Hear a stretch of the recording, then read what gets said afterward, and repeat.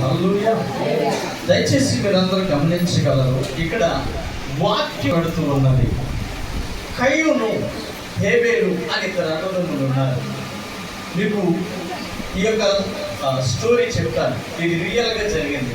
ఈ ఇద్దరు అన్నదమ్ములు ఎవర్రా అని మనం ఆలోచిస్తే, మొట్టమొదట ఈ భూమిని సృష్టించగానే దేవుడు, మనం చెప్పుకున్నాం కదా, భూమి సృష్టి అంతా చెప్పుకొచ్చుకున్నాం కదా, ఆ సృష్టిని అంతా చెప్పి తెచ్చుకున్నాం. ఈ రోజు సృష్టి అయిపోయిన తర్వాత ఆదాము, అవ్వ అనే ఇద్దరు వ్యక్తులను, ఒక స్త్రీని, ఒక పుట్టారు. ఇద్దరు మగబిడ్డలు పుడితే ఆ ఇద్దరు మగబిడ్డల్లో పెద్దవాడైనటువంటి కయ్యూను, పెద్దవాడి పేరు కయ్యూను, చిన్నవాడి పేరు హేబేలు. ఈ చిన్నవాడు చాలా మంచి స్వభావము కలిగినటువంటి వ్యక్తి. ఈ చిన్నవాడి లక్షణాలు ఎలా ఉంటాయంటే దైవిక లక్షణాలు కలిగి ఉన్నటువంటి వ్యక్తి. ఇక మంచివాడు చెడ్డవాడు చెప్పక్కర్లేదు. ఈ పెద్దవాడు యొక్క లక్షణాలు ఎలా ఉంటాయంటే అపవాది లక్షణాలు కలిగినటువంటి వాడు పెద్దవాడు, పెద్ద కుమారుడు. ఈ యొక్క ఆదాము అవ్వలకు పుట్టిన ఇద్దరు కొడుకుల్లో పెద్దవాడు సాతాను స్వభావం కలిగి ఉన్నాడు. ఈ చిన్నవాడు ఏ స్వభావం కలిగి ఉన్నాడు? దేవుని స్వభావం కలిగి ఉన్నాడు.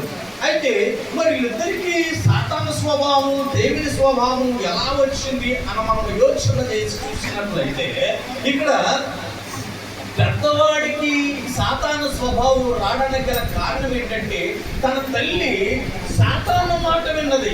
తన తల్లి సాతానుతో ఎక్కువగా సంభాషణ చేసింది.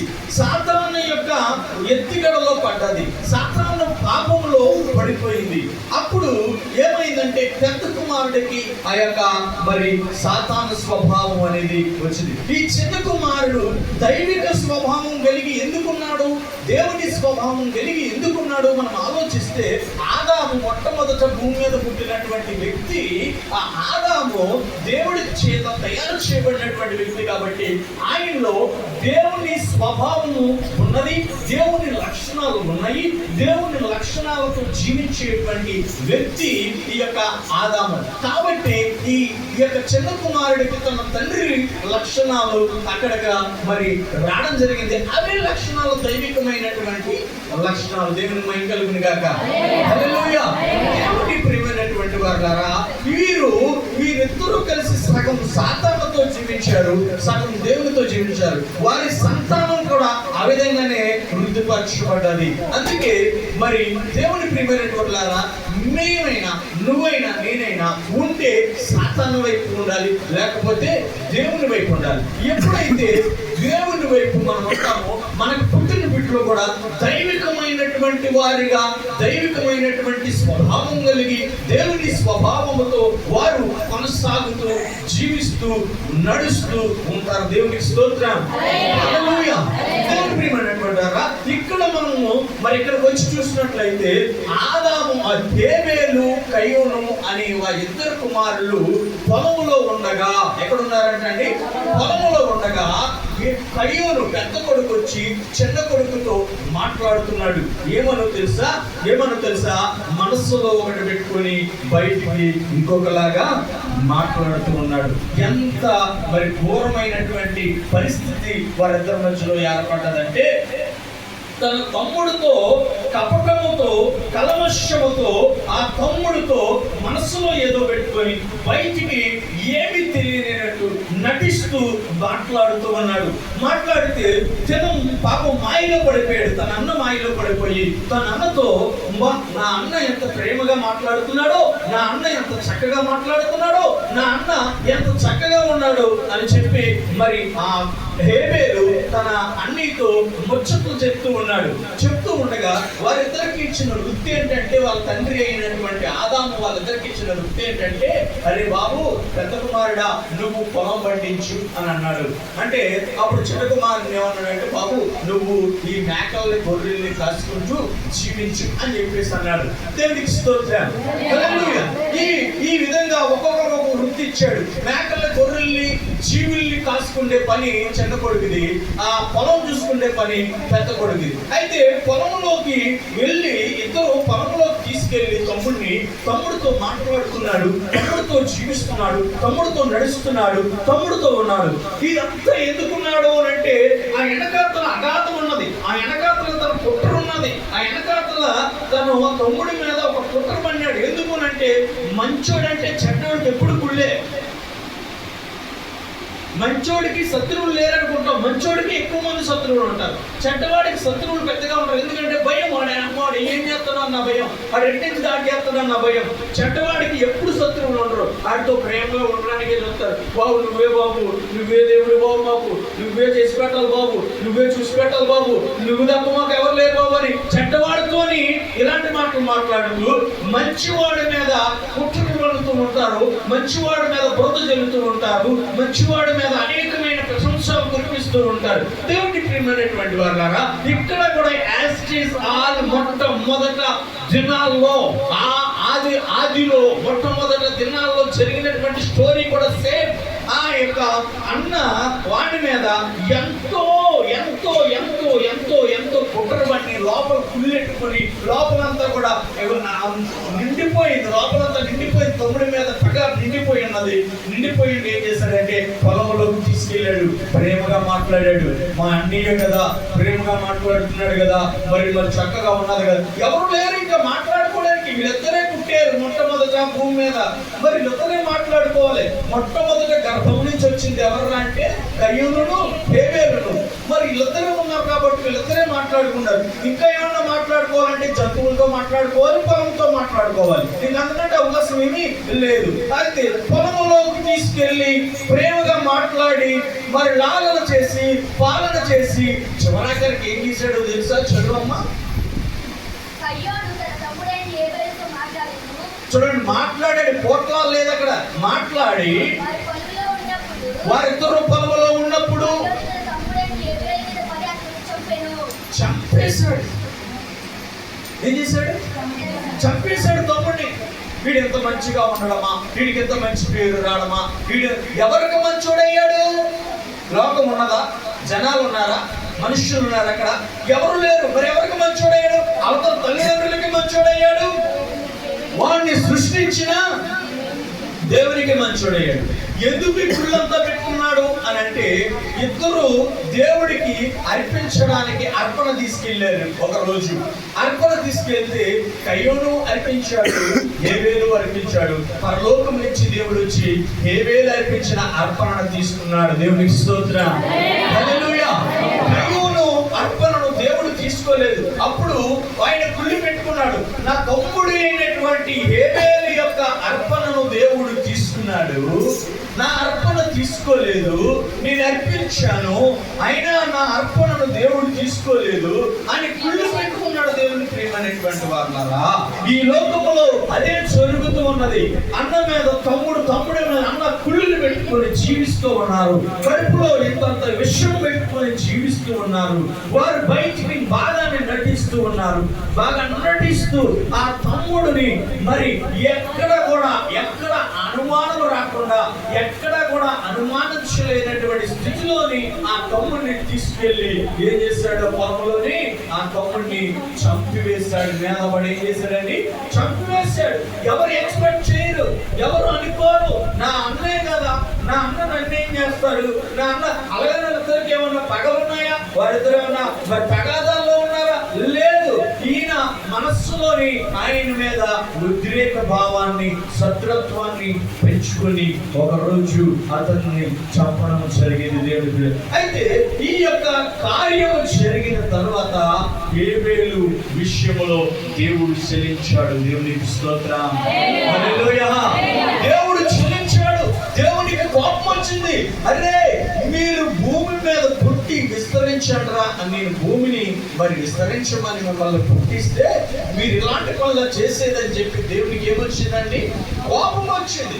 కోపం వచ్చి ఈ యొక్క కయ్యూను అన్న ఏమీ తెలియలేని వాడిగా వెళ్ళిపోతూ ఉంటే దేవుడు దిగి వచ్చి అడిగాడు. ఏమన్నాడు తెలుసా? కయ్యూను, కయ్యూను, నీ తమ్ముడైన హేబేలు ఎక్కడున్నాడో చెప్పగలవా? కయ్యూను, నీ తమ్ముడైన హేబేలు ఎక్కడున్నాడో చెప్పగలవా అని అడిగితే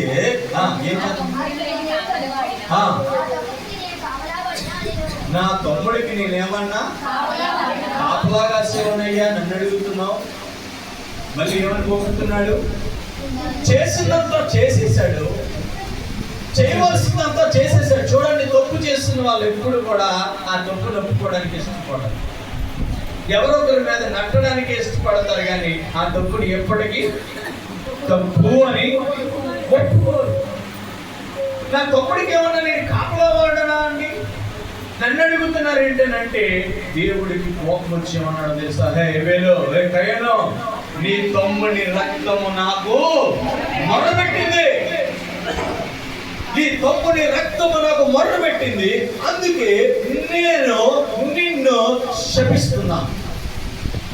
నువ్వు చేసింది చాలా తప్పు. నీ తమ్ముడు నీకేం హాని చేశాడని, నీ తమ్ముడు నీకేం కుట్ర పన్నాడని, నీ తమ్ముడు నీ విషయంలో ఏ తప్పు చేశాడని నువ్వు నీ తమ్ముడిని ఇట్లాంటి పని చేస్తావు. ఇది న్యాయమా నీకు?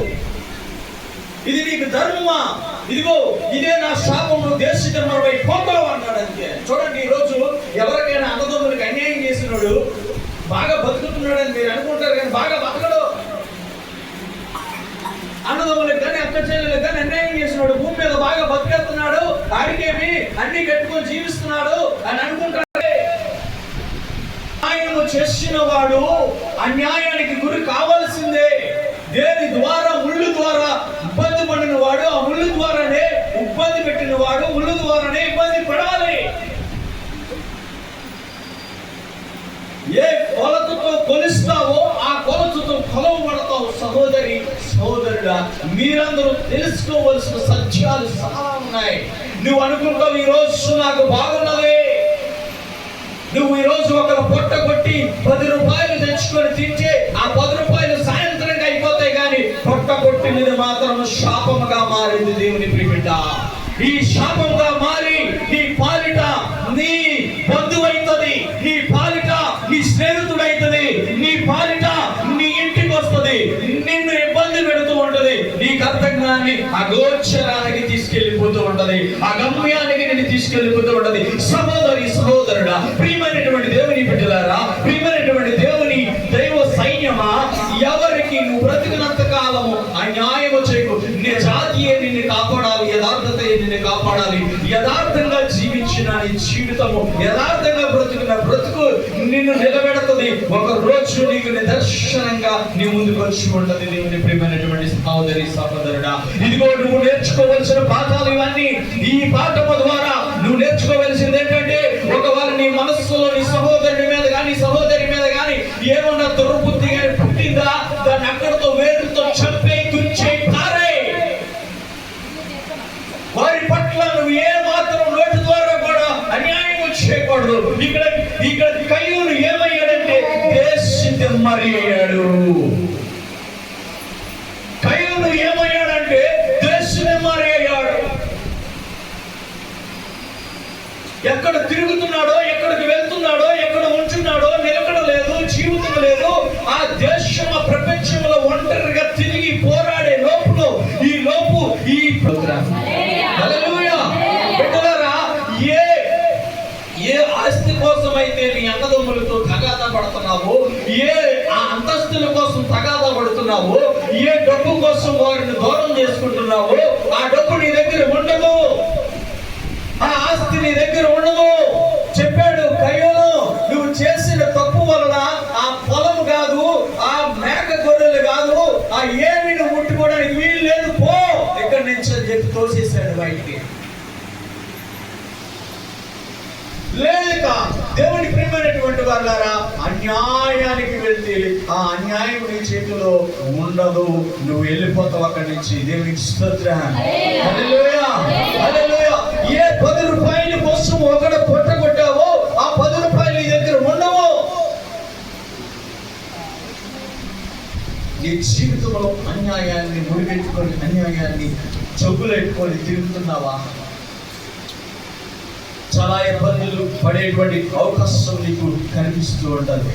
ఈ యొక్క ఆదికాండం చదువుతూ ఉంటే మనము ఏదో లోకంలోకి వెళ్ళేట్లు అనిపిస్తూ ఉంటుంది, ఏదో గతానికి వెళ్ళేట్లు అనిపిస్తూ ఉంటుంది. ఆదికాండం అంతా కూడా మనల్ని ఈ గతానికి తీసుకెళ్ళిపోయింది. దేవుని ప్రియమైనటువంటి వారులారా, ఇదిగో నువ్వు ఉంటే ఏ వేరులా ఉండు, చనిపోతే ఏ వేరులాగే చనిపో. ఎందుకంటే నిజాయితీగా నిజాయితీగా జీవించాడు, నిజాయితీగా బ్రతికాడు, నిజాయితీగా ఉన్నాడు, నిజాయితీగానే చనిపోయాడు. దేవునికి స్తోత్రం. ఒక సాక్షి, సాక్షిగా నిలబడ్డాడు, సాక్షిగా జీవించాడు. ఎవరి పట్ల అన్యాయం లేదు ఆయన జీవితంలో, ఎవరి పట్ల దుర్బుద్ధి లేదు. స్వచ్ఛందమైన అర్పణ దేవుడికి అర్పిస్తే దేవుడు కూడా స్వీకరించాడు. ఏ పేరు తరపున ఎవరు నిల్చున్నారు? తల్లిదండ్రులు కాదు, అక్కడ ఉన్న పరిస్థితులు కాదు, అక్కడ పరిస్థితి ప్రభావాలు కాదు, దేవుడు నిల్చున్నాడు. ఏ పేరు పక్షాన నిల్చోవలసింది ఎవరు అంటే దేవుడై ఉండాలి. హల్లెలూయా, హల్లెలూయా. నీ పక్షాన, నా పక్షాన నిలబడవలసింది ఎవరై ఉండాలంటే ఆ సాక్షాత్తు దేవుడే మన పక్షమున ఉండాలి. హల్లెలూయా. నేను నీ పక్షమునై ఉండగా నీకు భయమేమీ లేదు, భయపడకు. యుద్ధము నాది, నీ యుద్ధము నాది, నీ చేతులకు యుద్ధము నేర్పువాడును నేనే. స్తోత్రం. హల్లెలూయా, హల్లెలూయా. దేవుడు నీకు తోడై ఉంటే ఆ దేవుడు తప్ప ఈ లోకములో ఎవ్వరు లేరు. దేవుడు ఒక్కడే నీ పక్షము ఉండేవాడు, నేను నిలబెట్టుకునేవాడు. వీళ్ళరా ఏబేలు పక్షాన దేవుడు ఉన్నాడు, నీ పక్షాన.